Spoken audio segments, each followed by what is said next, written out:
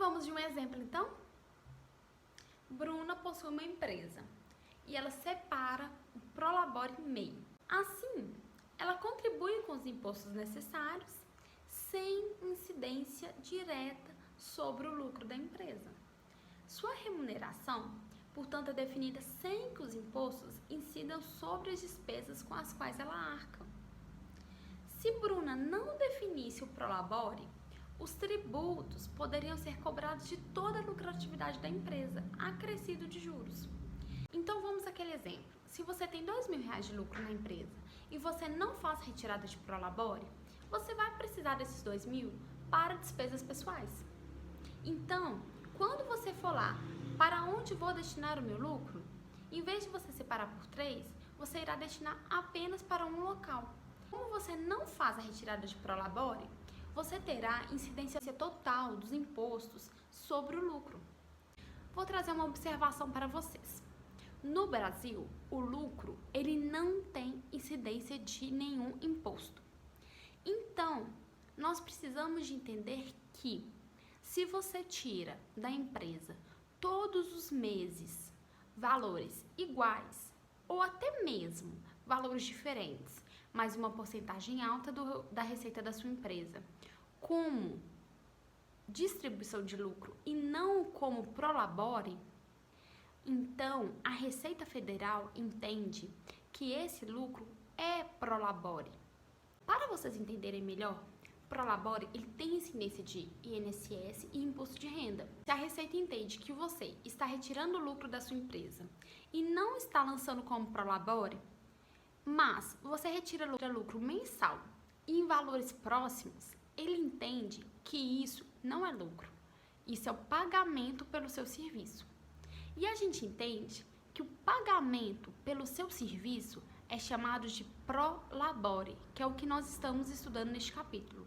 Para você não ter problema de você pagar imposto sobre o seu lucro, você precisa de ter um Prolabore. Muito bom você ter Prolabore na sua empresa. Além de você ter um controle muito maior, porque você retira dinheiro mensalmente por uma despesa fixa, você também consegue separar totalmente suas contas pessoais das contas da empresa, porque você recebe um valor para pagamento de contas pessoais. Agora vamos para uma perguntinha. Quem recebe Prolabore tem direito a 13º? Então, o Prolabore é como se fosse um salário dos sócios, mas os sócios que decidem tudo que ele tem direito. Se na sua empresa você tem um benefício de vale alimentação, tem um benefício de plano de saúde, ele determina tudo isso pelo contrato social. E ele pode colocar da melhor forma que ele achar. Se ele quer ter vale alimentação, ou ter plano de saúde, ou ter 13º, todos esses benefícios ele pode ter, mas ele pode não ter. Isso fica opcional. Agora é com você. Exercício mão na massa.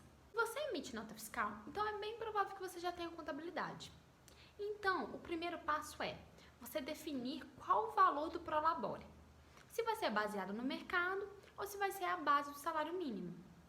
O segundo passo é você incluir como uma despesa fixa. Mensalmente, você vai ter aquela despesa. E no terceiro passo, você entra em contato com a sua contabilidade e ela faz todo o processo burocrático para você. Mas, se você é MEI e não emite nota fiscal, você pode iniciar avaliando o valor que esteja dentro da sua realidade e da sua necessidade pessoal. Então, você programa este valor como uma despesa fixa e retire mensalmente. Você conseguirá separar todas as suas contas pessoais das contas da empresa, como nós vimos lá no primeiro módulo.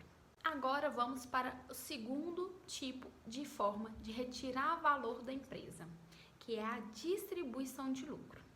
E ela consiste na divisão da lucratividade gerada por uma empresa em determinado período. Ela pode ser distribuída para todos os sócios e investidores da empresa conforme o contrato social. Nós já vimos lá que o lucro ele precisa ser dividido em distribuição de lucro, capital de giro e investimento. Só uma observação. Por que o Prolabore não está como uma divisão do lucro? Porque o Prolabore é uma despesa fixa.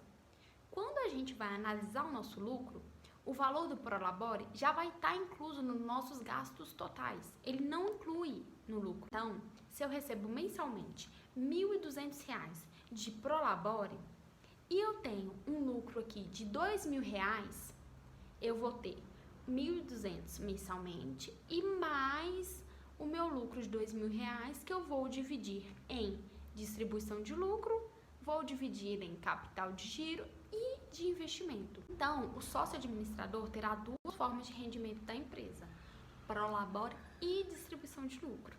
Mas os sócios que não trabalham na empresa terá somente distribuição de lucro. Então, a principal diferença entre Prolabore e distribuição de lucro é que o Prolabore só pode ser feito pelo sócio administrador. E a distribuição de lucro pode ser feito pagamento para qualquer sócio ou investidor que assumiu o risco na abertura do empreendimento, independentemente se ele trabalha ou não na empresa. E a distribuição de lucro, ela não incide imposto. Não é cobrado imposto de renda e nem INSS. A partir do momento que a gente tira da empresa lucro, automaticamente para a receita é distribuição de lucro. Por isso que a gente precisa de diferenciar Prolabore de distribuição de lucro. Se você não tem o Prolabore e tira mensalmente, a receita entende que você não está tirando distribuição de lucro, que você está tirando um salário para o sócio administrador, que é como um Prolabore, e aí você paga imposto de renda sobre o valor total do seu lucro. Então, bora lá.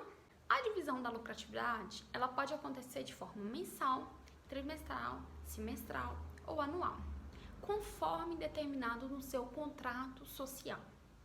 Se o seu contrato social não tem a definição de em quanto tempo você tira a distribuição de lucro, ela tem que ser feita anualmente. Se você acha que será necessário fazer trimestralmente, mensalmente, lembrando que não pode ser valores iguais se for mensalmente, senão você vai ter problemas fiscais. Mas se você entende que você está tendo uma lucratividade ou que você tem necessidade de retirar esse valor em mais vezes durante o ano, você precisa de trocar no seu contrato social. Então procure uma contabilidade, eles fazem essa troca muito facilmente para você. E a gente viu no primeiro capítulo que o lucro ele tem que ser dividido entre distribuição de lucro, capital de giro e investimento. Então a gente já entendeu que o sócio ele tem um salário, que é o Prolabore. E agora, após a gente identificar o nosso lucro líquido, a gente vai ver como a gente vai fazer essa distribuição. O primeiro passo para fazer a nossa distribuição de lucro é entender que nem todo lucro deve ser retirado e dividido. Quando houver lucro a ser compartilhado, é importante lembrar que a empresa precisa de capital para se manter. Por isso, nós não podemos limpar todos os valores da empresa. Então, cada empresa vai analisar a sua necessidade e identificar quanto do seu lucro vai ser destinado para cada. Quanto vai ser destinado para a distribuição de lucro, quanto vai ser destinado para capital de giro e quanto vai ser destinado para investimento. É sempre importante que seja destinado algum valor para os três, mesmo que pouco. Nós sempre temos que prever a sazonalidade. Então, se um mês está com alta e está tendo muito recebimento, nós podemos, por exemplo, tirar uma porcentagem maior de capital de giro para o mês que tiver mais fraco, a gente conseguir cobrir com este valor. Concluímos aqui então o nosso terceiro módulo. Nele nós falamos sobre lucro, diferença entre lucro líquido, lucro bruto, como calcular o lucro, para onde destinar o seu lucro. Vimos também tudo sobre margem de lucro e Prolabore e distribuição de lucro. Qualquer dúvida que você tenha, me manda aqui na plataforma, no direct ou no WhatsApp. Aguardo vocês no próximo e último módulo do nosso curso Controle Financeiro. Bora lá?